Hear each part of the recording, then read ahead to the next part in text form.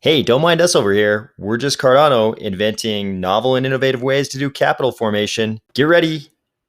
Let's go.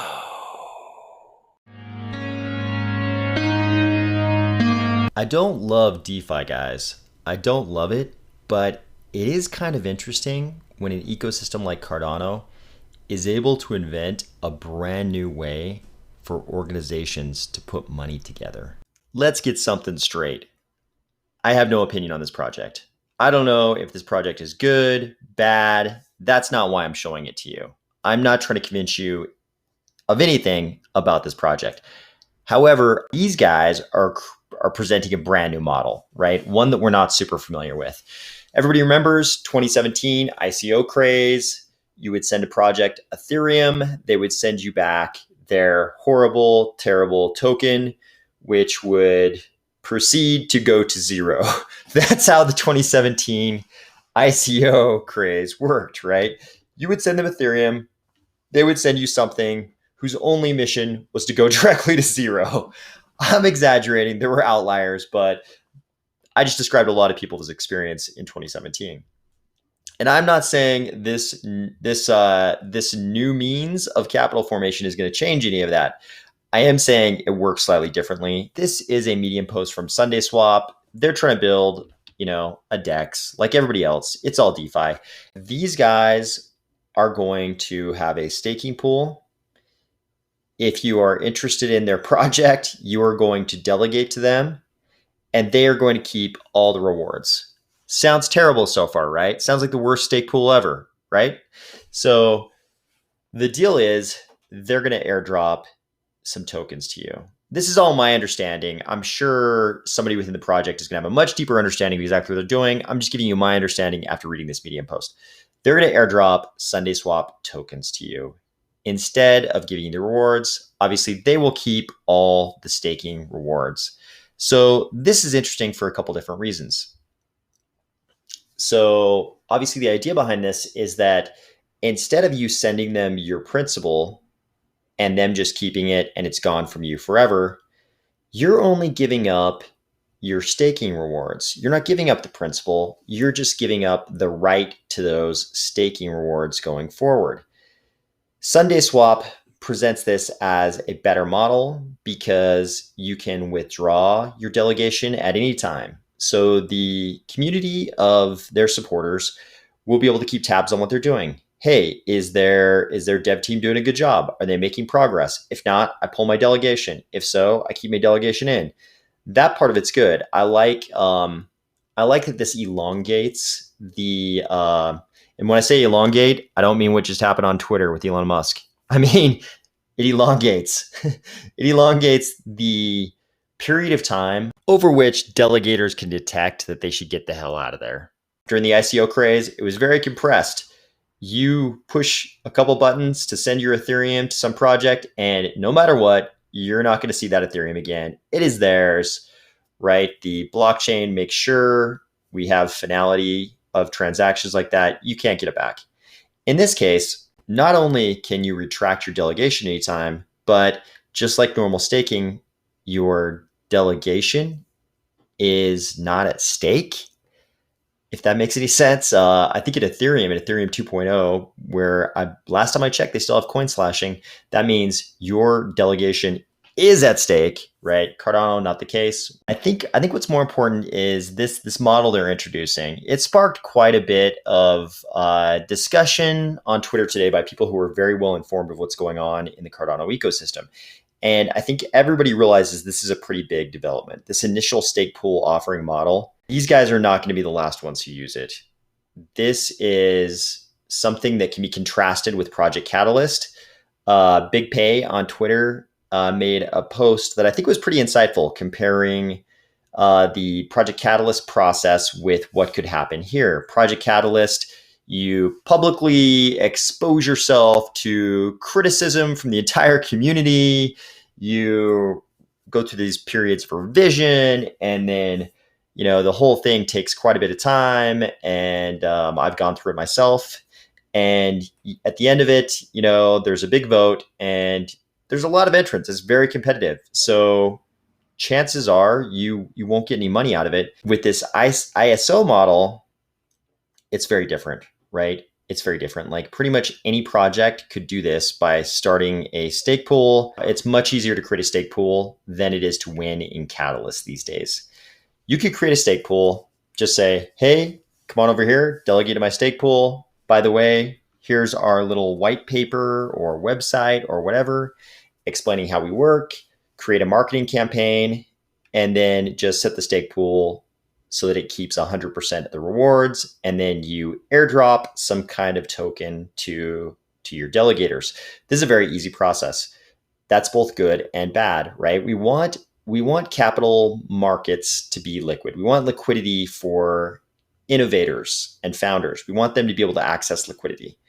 However, this process will also create the same kind of things we saw with initial DEX offerings, right? With IDOs, a project can come out of nowhere, be completely anonymous, raise a bunch of money because people are just looking at it as a speculative asset.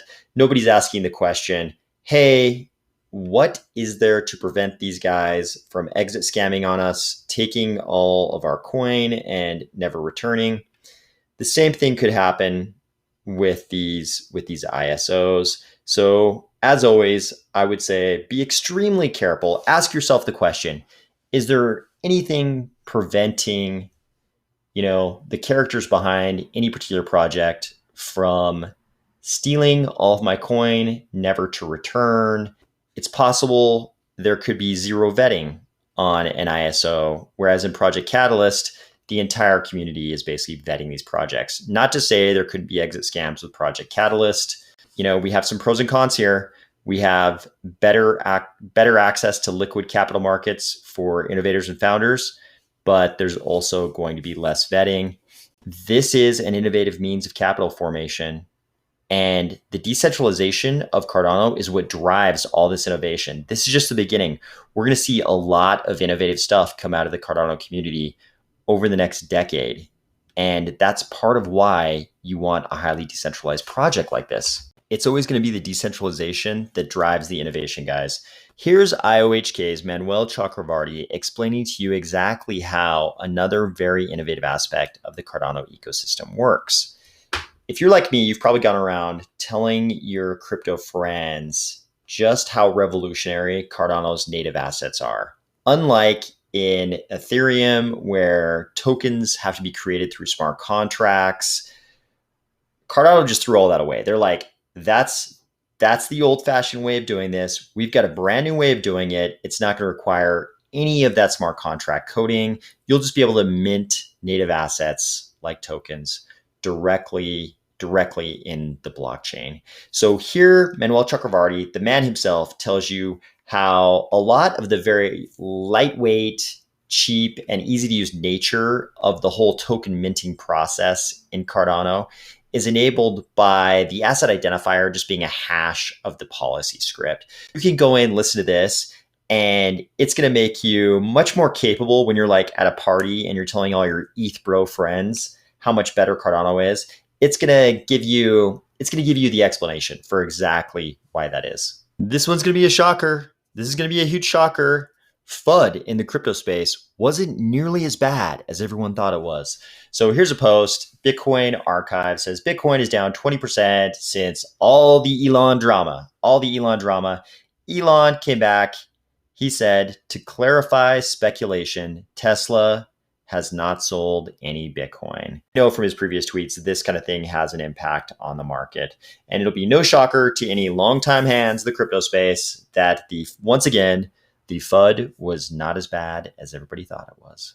Here's yet another video where the expression on Charles' face at the 000 timestamp tells a large portion of the story. Charles looks gleeful here. You can tell he's up to no good. The old fox is up to no good. You can see that little smirk through the beard there. Charles is, I don't want to use the word pretending, but let's face it, he's pretending to explain to Elon Musk how to fix Doge, right? And the timeline he sets out for this is 1 or 2 years. At the very close to the end of the video, Charles says, Elon, I am 100% confident. I'm paraphrasing, but he's basically saying he's 100% confident that because Elon is one of the richest men in the world and undoubtedly has super elite engineers at the ready, that within 1 or 2 years, Elon will have fixed Doge and Charles will be so happy to see the results. But prior to laying out that challenge that couldn't really possibly be met, uh, Charles goes through and he sort of goes through the huge amount of academic work that has gone on since Nakamoto Consensus Protocol first came out, right? There's a lot of people who go around talking nonstop about the genius of Satoshi Nakamoto and how Bitcoin is the greatest invention in the history of mankind. And I love to listen to those kind of commentators. I agree with a lot of what they say. I agree with it, but nothing stops the march of progress, especially in tech-centric areas like crypto. There are a lot of really, really, really smart people in crypto. In fact, almost all of the smartest people I know are in crypto, both sort of personally and in the public sphere. Um, it's hard for me to think of somebody who I think is really, really smart who's not really interested in crypto. There are people out there like that, but there's a lot of smart people in crypto. And a lot has happened since 2009. Charles does something really smart here. He doesn't say to Elon Musk, hey, you need to turn Doge into an amateur clone of Cardano, which is what a lot of people were probably expecting when they first started watching this video. Instead, he says, hey, a huge amount of work has been done in proof of work. And he sort of takes Elon through a bunch of academic papers that have been published, by figures completely unrelated to Cardano, and also by some Cardano alums like Alex Chirpinoy of Ergo fame. And he explains, hey, you should add this, you should add this. Here's why you should have NEPA PALs, non-interactive proofs of proof of work. Here's how you add quantum resistance. Here's how you do this. Here's a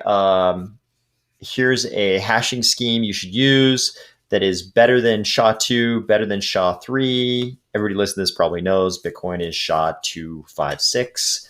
So he's saying like, hey, Doge is based on very, very old thinking Nakamoto protocol.